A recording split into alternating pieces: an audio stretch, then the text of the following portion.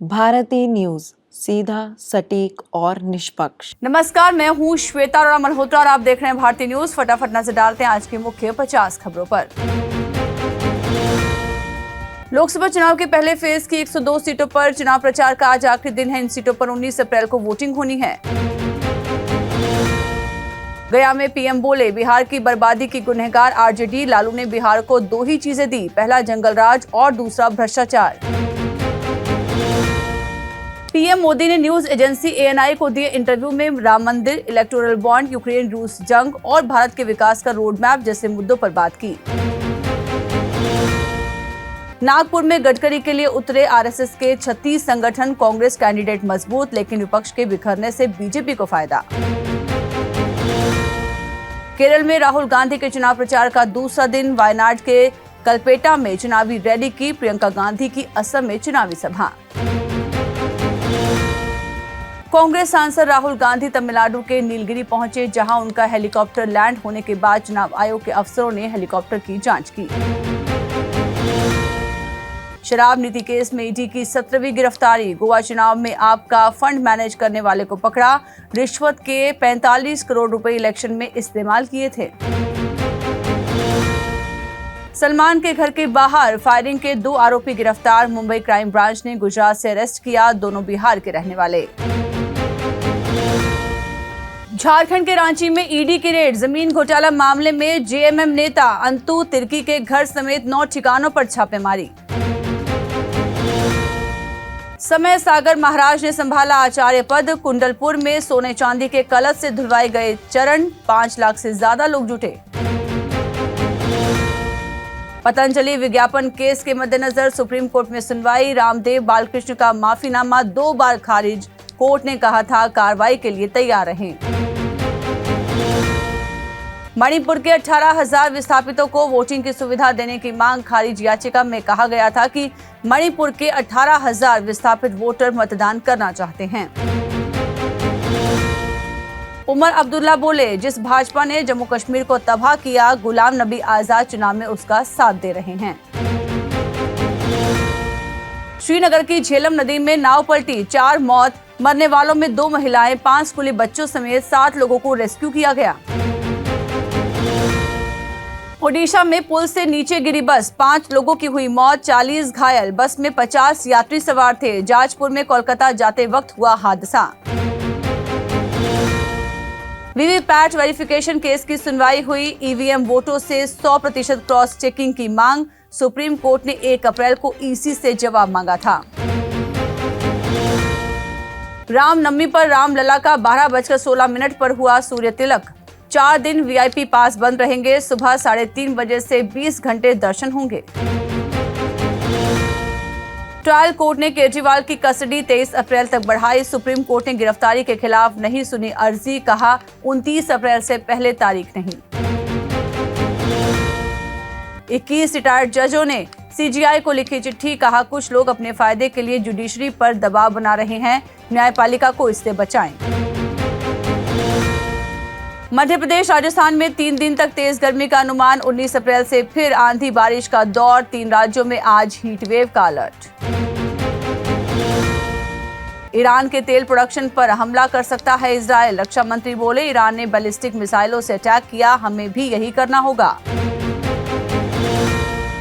Netanyahu के खिलाफ जांच की मांग। अरबपति दोस्त के बंगले पर ठहरे थे। 3 घरों पर पब्लिक का पैसा खर्च करने के आरोप।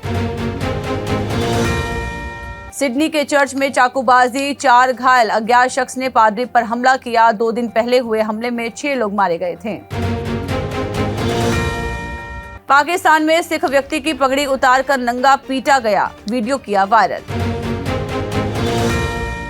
नेपाल में फिर उठी हिंदू राष्ट्र की मांग। सैकड़ों प्रदर्शनकारियों की पुलिस से झड़प। बोले, देश में फिर से राजशाही लागू हो।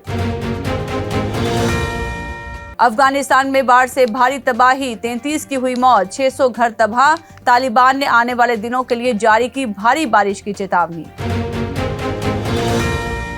मालदीव के संसदीय चुनाव में भी भारत का जिक्र। मुइज़ू ने चुनावी कैंपेन में बताया, भारतीय सैनिकों का दूसरा बैच भी देश से निकला।